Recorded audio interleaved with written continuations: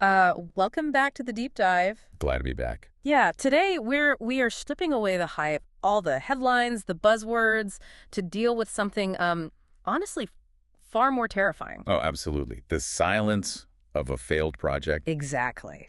The silence. The kind of silence where you've spent, $2 million, 18 months, and you've burned out like 3 data engineers. Yeah, just to realize you built a perfect machine that solves a problem nobody cares about. Right. Or worse, a machine that solves the wrong problem entirely, Yeah, which happens a lot. it really does. So we are tackling phase I of the CPM AI framework today, business understanding. And I really want to frame this for everyone listening right now. Phase I is it's where AI projects get their mandate or their death sentence. Yeah, death sentence is the right word. Because you can go 3 phases deep, right? You can have the smartest engineers, the cleanest data, a model that performs technically perfectly. But if you messed up phase I. Exactly. That model will deliver the wrong thing perfectly. It is the silent killer of AI initiatives. It really is. I mean, in my experience working on the ground, when I see a project fail in phase 4 or phase V, when the model is actually deployed and nobody uses it, it's almost never a coding error. Right. It is always, without fail, a ghost from phase I coming back to haunt the team. It's a misunderstanding of what the business actually needed, like 6 months ago. Yeah. It's a failure to define what success actually looked like before we ever started writing Python scripts. So today, we're going to trace those failures back to their roots. We are doing a dedicated exam prep deep dive. So I'm going to be playing the role of your exam coach. I'm focused on the test logic, the definitions, the specific traps the exam writer set for you, and exactly how to score points on the CPMAI certification exam. And I'll be playing the role of the working AI project manager. I'm here to tell you why these distinctions aren't just academic. I'll focus on the reality of these scenarios. Because it's different in practice. Totally different. What these documents actually look like in a boardroom, why a stakeholder says one thing but means another, and why getting these definitions right protects your job, not just your exam score. Perfect. So here is the mission for today. We are going to put you, the listener, through a rapid-fire teaching cycle. We have these hard-hitting scenarios drawn straight from a corrected phase I question bank. Yeah. I'm going to pose a scenario, give you 2 or 3 options, and this is the really important part. I want you to actually pause and pick an answer in your head. Commit to it. Committing is key here. If you just listen passively, you'll just nod along and think, oh, yeah, that makes sense. Right, the illusion of competence. Exactly. But if you commit to an answer and get it wrong, the sting of that mistake will actually help you remember the concept forever. It's active recall. We want you to feel the pressure of the exam room right now. So we will reveal the answer, explain the why, and give you a memory hook to lock it in. We're covering 6 task groups today, and we've categorized them by priority based on a study heuristic. So we have critical tasks, high priority, and medium priority. And just to be clear, when we say critical, we're talking about things like trustworthy AI requirements and the AI go-no-go decision. Hitters. Right. These are the areas where the CPM AI framework introduces concepts that you might not see in standard project management or even standard data science methodologies like CRISP-DM. Yeah, that's a great point.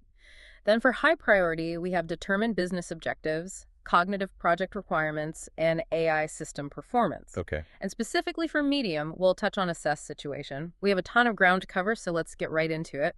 We are starting with determined business objectives. This is a high priority task group. This is the absolute foundation. And the biggest trap here, frankly, is that people think business objectives is just one big brainstorming session. Oh, yeah. They collapse distinct, rigorous steps into one generic planning activity. And the exam will punish you for that. It definitely will. Let's see if you can spot the difference. Here is scenario number 1. Let's do it. Imagine you are a project manager at a telecommunications company. You are launching a phase I AI project to reduce customer call handling time. The project sponsor looks you across the table and says, verbally, we want calls to be faster. You, being diligent, open your laptop and type, goal, make calls faster. You close the laptop and move on to the next item. Happens every single day. Yep. Make it better, make it faster, sell more. It feels like you've done your job because you wrote it down in a meeting. Exactly. But here's the challenge for the listener. By just writing that down and moving on, what is missing? Is the project manager failing to perform? Option A, determine business objectives. Option B, determine business success criteria. Or option C, cost-benefit analysis. Take a moment. What specific subtask is being neglected here? It's a subtle one, but it's vital. Think about what you actually have on paper and what you don't have. The correct answer is option B. Determine business success criteria. Let's break this down because I see this mistake constantly. The sponsor said, we want calls to be faster. That is the objective. That is the goal statement. Yeah. So strictly speaking, the determined business objectives task is partially done. Right. But faster is not a criterion. Faster is a wish. Faster is a vibe. It is not a metric. That is the trap. The exam trap here is confusing the what we want, which is the objective, with how we know we arrived, which is the success criteria. You cannot manage an AI project on the word faster. You really can't. Is it 1% faster? Is it 50% faster? Is it faster average handle time or faster time to answer? If you don't define the success criteria in Phase I, you are setting yourself up for a massive argument in Phase V. The engineers might improve the speed by 2%, celebrate, pop the champagne, and the sponsor says, I meant 20%. Or worse, the engineers make the calls faster by just having the AI hang up on people. Technically, the call was faster, but did you succeed? No. You have to convene that working session to turn the subjective faster into the objective reduce average handle time by 15% without negatively impacting satisfaction scores. That metric is the success criteria. So the memory hook here is this. The objective is the destination name. We're going to Hawaii. The success criteria is the GPS coordinate, latitude X, longitude Y. You need both, but they're different tasks. I like that. One is the vision, the other is the verification. And honestly, in the real world, getting the sponsor to commit to the GPS coordinates is the hardest part. They love saying Hawaii, they hate saying latitude. Why is that? Because latitude allows them to be proven wrong. It locks them in. Because latitude makes them accountable. Exactly. Let's stay in this task group, but raise the stakes a bit. Scenario number 2. You are now at a manufacturing company. You're looking at building an AI defect detection system using computer vision. The sponsor is on board, but the CFO, the chief financial officer, walks in, and the CFO demands a formal document comparing the projected development costs, licensing fees, and operational costs against the expected reduction in warranty claims and scrap rates. Always the CFO bringing the party down to reality. Always. They don't care about the cool tech. They care about the spreadsheet. They want to see the bottom line. Right. So does this work belong to option A, determine business success criteria, option B, cost-benefit analysis, or option C, business feasibility? Think carefully. This is about money. Where does it go? This is a classic sound-alike trap. It really is. The correct answer is option B, cost-benefit analysis. I bet a lot of listeners thought it was business feasibility. I guarantee it. Why is it not business feasibility? Because of where we are in the process. Yeah. We're asking, is it worth it, effectively? Cost-benefit analysis is a subtask under determined business objectives. It's a calculation. Yeah. Business feasibility is a gate check under the AI Go-No-Go task group, which happens at the very end of Phase 1. That is the critical distinction. Cost-benefit analysis answers the question, was it worth playing? It's the math. Business feasibility is the actual decision, should we do it? Right. The cost-benefit analysis feeds into the feasibility decision, but the act of comparing costs to savings is the cost-benefit analysis task itself. Also, you have to distinguish it from success criteria. Success criteria answers, did we win? Cost-benefit answers, is the prize bigger than the entry fee? You can win the game, meet your success criteria, but lose money doing it, which is a failed cost-benefit. The exam wants you to know that these are entirely separate documents. Absolutely. Success criteria equals, did we hit the target? Cost-benefit equals, does the math work? Business feasibility equals, do we have a green light? Don't mix them up. It sounds kind of pedantic, but I've seen projects where the success criteria was literally just positive ROI. That's terrible. ROI is the cost-benefit. Yeah. Success criteria should be detect 99% of cracks. Keep the money math separate from the performance math. If you conflate them, you end up with a project manager trying to optimize for dollars when they should be optimizing for accuracy, or vice versa. Moving on, we need to talk about the how and the who. We are transitioning to cognitive project requirements and assess situation. Let's look at the cognitive side first. This is a high priority area. This is where we start getting technical, but we really have to stay in the business mindset. This is where we stop talking about business goals broadly and start talking about what the brain needs to do, the AI brain. Scenario number 3. You're at a global insurance company. The team is looking at claims processing.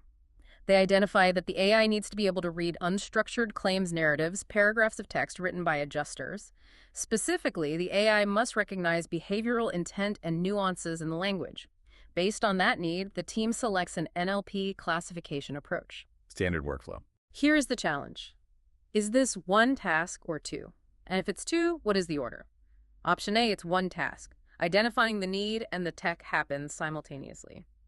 Option B, first cognitive requirements, then AI pattern identification. Option C, first AI pattern identification, then cognitive requirements. This is the chicken or the egg of AI projects. The correct answer is option B. Two tasks. First, cognitive requirements, then AI pattern identification. This is huge. In the real world, engineers love to start with the pattern. Let's use a transformer model. Let's use a large language model. They pick the pattern and then try to shove the problem into it. Yeah, hammer looking for a nail. Exactly. The CPM AI framework says no. You must first define the cognitive requirement. What is the thinking capability needed? In this case, understanding nuance and intent. Right. You define the need for reading or understanding first. Then you map that need to a pattern, like natural language processing or classification. You don't buy a hammer and then look for nails. You identify a nail and then require a hammer. If you get this sequence wrong on the exam or in real life, you end up with solutionism, where you have a cool AI looking for a problem to solve. Define the cognitive gap first. It forces you to ask, do we really need AI for this, or just a reject script? Good point. If the cognitive requirement is just find the word claim, you don't need NLP. You need to articulate the nature of the thought process you're trying to automate. Is it visual recognition? Is it conversational ability? Is it predictive planning? And the exam is very strict on this order. You document the requirement, and then you identify the pattern. If you select the pattern first, you are guessing. Right. It prevents you from over-engineering. If the cognitive requirement is just sort these emails by sender, you don't need a generative AI. You need a simple filter. By defining the requirement first, you actually save money. Okay, let's look at the who at scenario number 4. This is from the Assess Situation Task Group, which is medium priority, but it has a very sticky trap regarding resources. Oh, I know this one. You are a project manager at a regional bank. You are listing out your constraints for a loan underwriting project. You write down 4 data scientists, a $200,000 budget, and a Q3 deployment deadline. Okay. The question is, how do you categorize these? Are they all resource requirements? Option A, yes, they are all resource requirements. Option B, staffing and budget are resource requirements. Timeline is schedule requirements. Option C, staffing is resource. Budget and timeline are schedule. This one drives project managers crazy because in the real world, time is a resource. We say time is money. We trade time for money all the time. But we are in exam world. The correct answer is option B. Staffing and budget are resource requirements. The timeline is schedule requirements. We have to be pedantic here. In CPM AI Phase I, resource requirements specifically refers to the means to do the work. People, which is staffing, and fuel, which is the money or budget. Schedule requirements refers to the constraints on time deadlines, milestones, release windows. Even though time is money, on the exam, time is schedule. Money is resource. Do not put the deadline in the resource bucket. It requires its own separate documentation under schedule requirements. It seems like splitting hairs, but think about it. You can have all the money in the world resources and still not be able to do it in 2 weeks schedule. They're different constraint vectors. Yeah. If you bundle them, you mask the risk. You might report that resources are green because you have the budget, while the schedule is secretly flaming red. Correct. Separate buckets for separate risks. If you lose a data scientist, that is a resource risk. If you lose a week due to holidays, that is a schedule risk. The mitigation strategies are completely different. For a resource risk, you hire more people. For a schedule risk, you cut scope. You have to keep them distinct. And often, throwing more resources at a schedule problem doesn't work. Yeah. The mythical man month concept, right? 9 women can't make a baby in 1 month. So recognizing that schedule is its own independent variable is actually really good project management hygiene. Okay, let's move to AI system performance and operation. This is high priority. This is where business meets engineering and where languages often clash. Oh, the translation gap. This is my daily life. The business speaks English, the data scientists speak math, and nobody has a dictionary. Scenario number 5. You are at an e-commerce company working on a recommendation engine. The stakeholders say, we need a 15% improvement in click-through rates. The engineers say, okay, for that to happen, the model needs a precision score above 0.80. Yeah.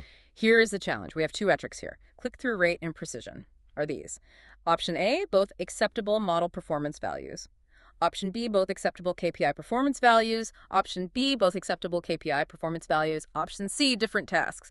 Click-through is KPI, precision is model performance. This is the single most common confusion point in phase I metrics, hands down. The correct answer is option C. They are different tasks. Click-through rate belongs to acceptable KPI performance values. Precision belongs to acceptable model performance values. Here is the why. KPI stands for Key Performance Indicator. It measures the business impact. The business doesn't care about precision or F1 scores or AUC or recall. No, they don't. They care about, did people click? Did we sell more? Did churn go down? That is the KPI. Right. On the flip side, the model doesn't know what a dollar is. The model only knows math. Precision, recall, accuracy.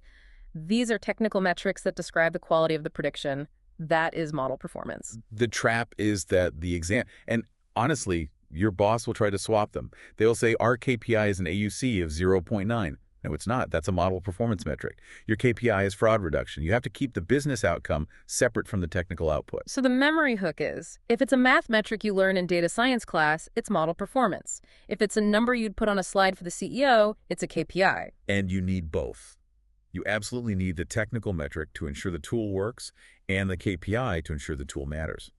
I've seen models with 99% accuracy, high model performance that resulted in 0 extra sales, low KPI, because they were predicting things customers already knew. Wow.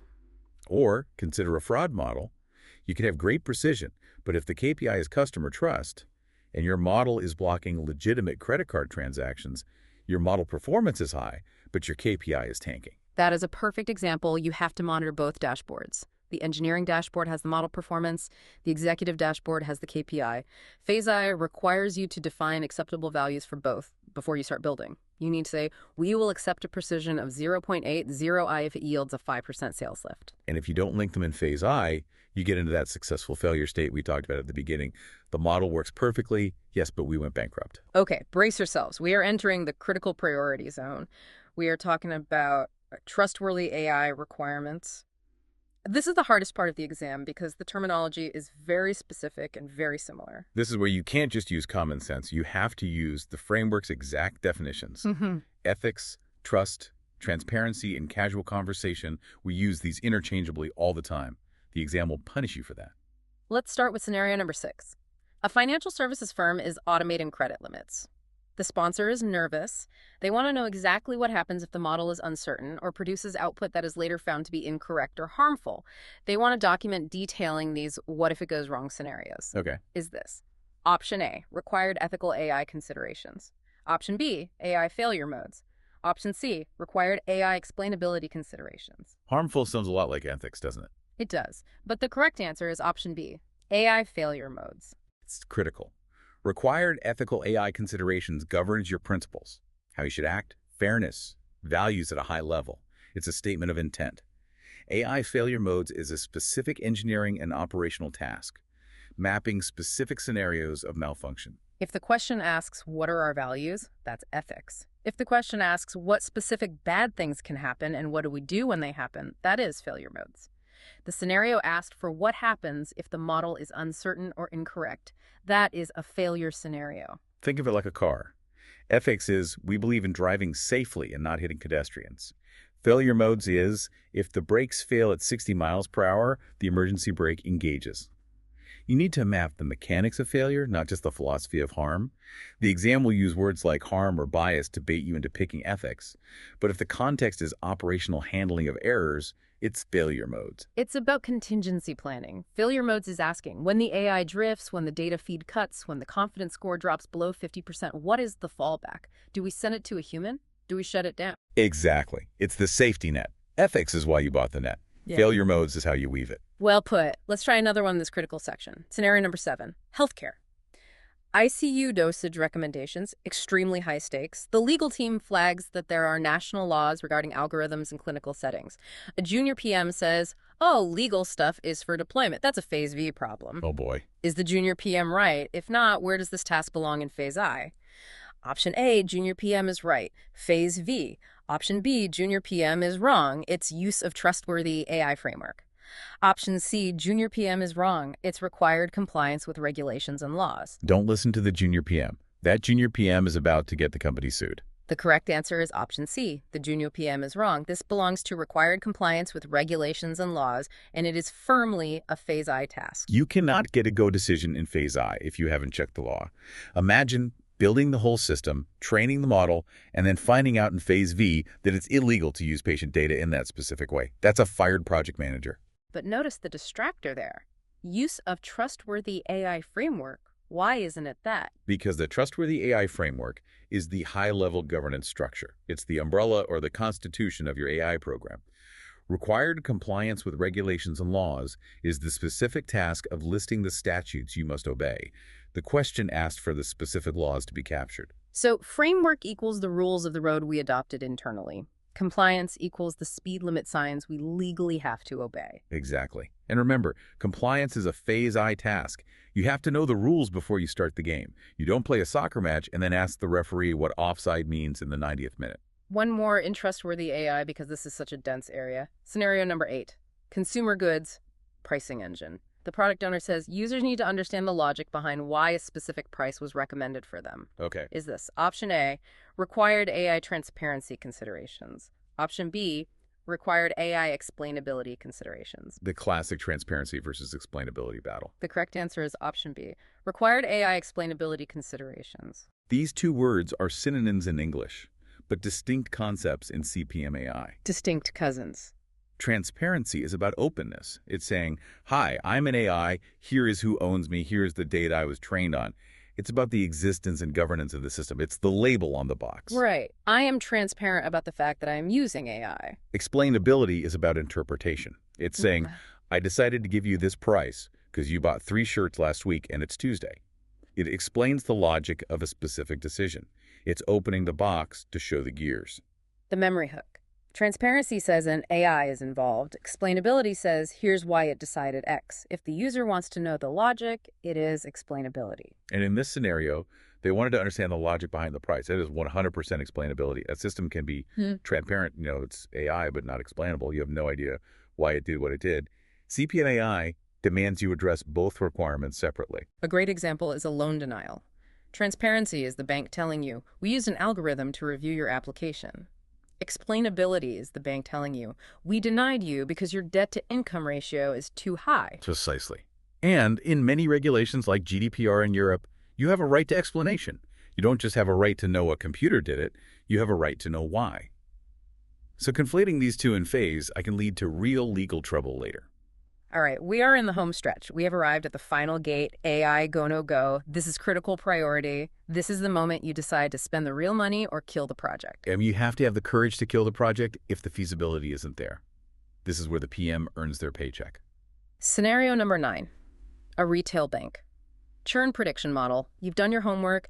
The business case is confirmed. Cost benefit looks great. High quality data is available. You have the records. But the CTO raises a hand. We don't have the ML infrastructure. We don't have the internal talent to build this. Yep. What is missing? Option A, business feasibility. Option B, data feasibility. Option C, execution feasibility. The CTO is the reality check here. The correct answer is option C, execution feasibility. Let's define the 3 feasibilities, because you need all 3 to pass the gate. Business feasibility asks, should we do it?